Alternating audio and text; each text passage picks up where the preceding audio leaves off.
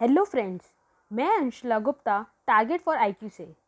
आज की वीडियो में हम एमसीक्यूज़ करेंगे जो सेक्शन 10, 11 और 12 ऑफ इंडियन कॉन्ट्रैक्ट एक्ट से रिलेटेड हैं। मेरी आपसे रिक्वेस्ट है कि आप हर क्वेश्चन के बाद वीडियो को पॉज करके उस क्वेश्चन को आंसर करने का प्रयास करें। इससे जो टॉपिक आपने मेरी लास्ट वीडियो से पढ़ा है, जो कि है संविदा करने के लिए कौन सक्षम है, यह टॉपिक भी आपका रिवाइज हो जाएगा। तो पहला क्वेश्चन है, a person has the capacity to contract.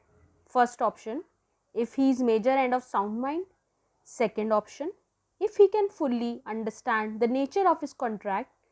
Third point, if he is not disqualified from contracting by any law to which he is subject. Fourth option, if he fulfills all the conditions given above. तो यहाँ पर correct answer है option D. यह बात section 11 में दी गई है कि संविदा करने के लिए कौन कौन सक्षम है। इसमें जो कंडीशंस हैं वो यह है कि पहली बात, वह इंसान 18 वर्ष से की उम्र का होना चाहिए, मतलब 18 वर्ष या उससे अधिक उम्र का हो। दूसरी बात, वह स्वस्थ मन का हो कि वह कॉन्ट्रैक्ट की कंडीशंस और टर्म्स को समझ पाए। और तीसरी बात, वह किसी लॉ से डिस्क्वालिफाइड ना हो कॉन्ट्रैक्ट करने के लिए जिससे भी वो गवर्न होता हो। तो इसलिए यहाँ पे करेक्ट आंसर है ऑप्शन डी। अब हमारा next question, according to section 10 of the contract act, which of the following is not essential to convert an agreement into a contract? पहला ऑप्शन है फ्री कंसेंट, दूसरा option competence to contract, third option lawful consideration with lawful object, and fourth option certainty of terms of the agreement. तो यहाँ पर यह पूछा गया है कि वैलिड कॉन्ट्रैक्ट के एसेंशियल्स जो कि सेक्शन 10 में दिए गए हैं, तो इनमें से कौन सा ऐसा पॉइंट है जो कि एसेंशियल्स में इंक्लूड नहीं होता, मतलब एसेंशियल्स में नहीं आता है। तो यहाँ पर जो ऑप्शन डी है, certainty of terms of the agreement, ये वैलिड कॉन्ट्रैक्ट के एसेंशियल्स में नहीं आता है, जबकि option A free consent, option B competence to contract और option C lawful consideration with lawful object, ये तीनों पॉइंट ही एसेंशियल्स ऑफ वैलिड कॉन्ट्रैक्ट में आते हैं, जो कि सेक्शन 10 भारतीय संविदा अधिनियम में दिया गया है। तो इसलिए इसका करेक्ट आंसर होगा ऑप्शन डी। अब next question number 3, who is competent to contract amongst the following? Option A a blind lady, option B a minor, option C a person of unsound mind, and option D a person debarred from any law from entering the contract.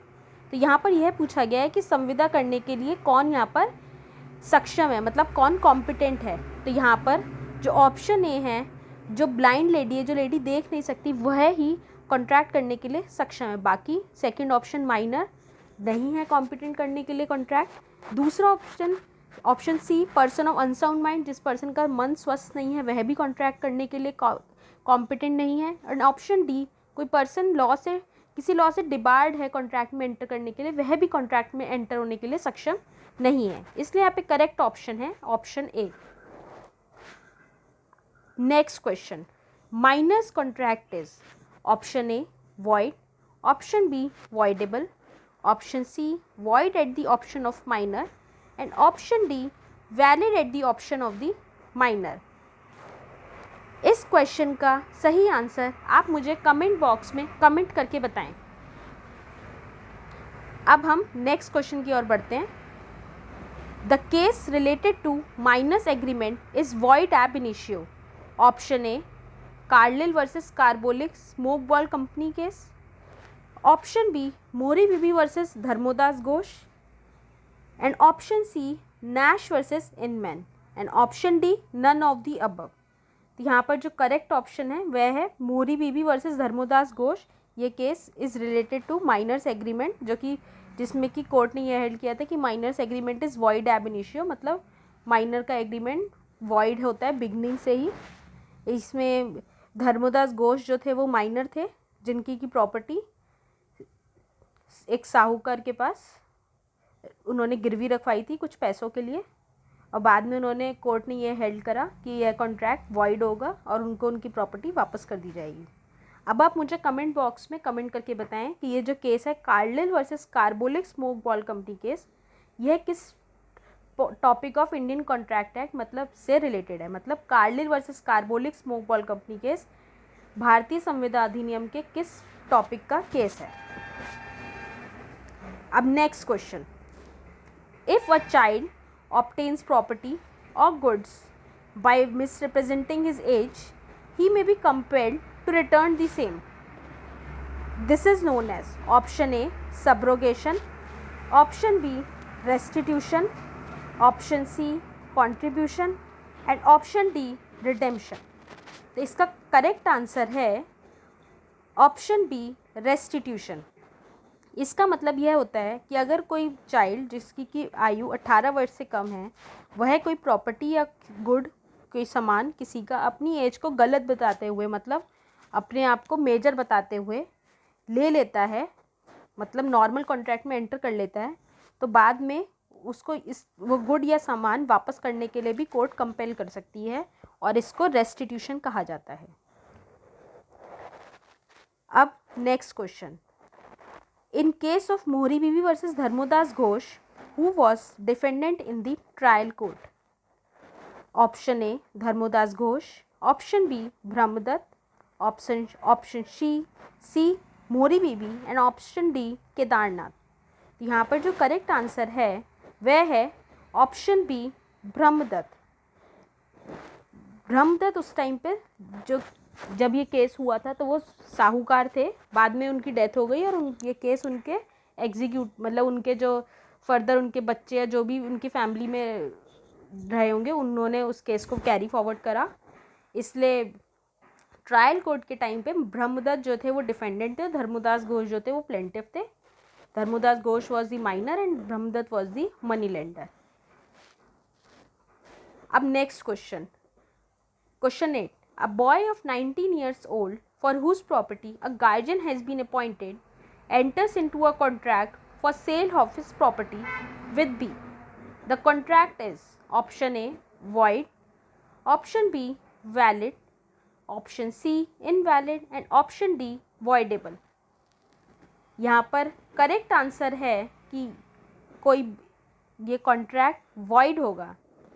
आप में से बहुत लोग यह सोच रहे होंगे कि इस लड़के की उम्र 19 वर्ष है तो इसलिए कॉन्ट्रैक्ट वैलिड होना चाहिए, पर कल ही मैंने आपको अपनी लास्ट वीडियो में बताया है कि जिस भी इंसान के लिए कोई गार्जियन अपॉइंट किया जाता है कोर्ट के द्वारा, तो वह 21 वर्ष तक कोई कॉन्ट्रैक्ट में एंटर नहीं कर सकता, वह 21 वर्ष के बाद ही एंटर कर सकता है।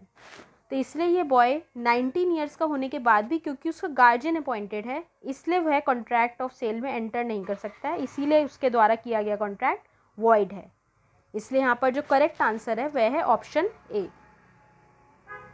Next question, as per Indian law a person attains majority. Option A when he has completed 21 years, option B when he has completed 18 years, option C when he has completed 19 years and option D when he has completed 25 years.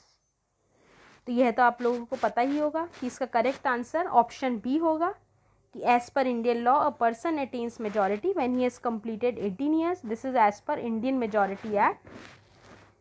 ये हमारी voter as भी 18 years he होती है, इसीलिए हमारी contract करने की as भी 18 ईयर्स ही है, क्योंकि उसके 18 ईयर्स की एज में हम मेजर हो जाते हैं। लेकिन अगर हमारा कोर्ट के द्वारा गार्जियन अपॉइंटेड है तो हम कॉन्ट्रैक्ट करने के लिए 21 ईयर्स की एज में एलिजिबल होते हैं। वैसे हम मेजर जो है वो हम 18 ईयर्स की एज में हो जाते हैं। इसलिए यहाँ पर जो करेक्ट आंसर है वह है ऑप्शन बी।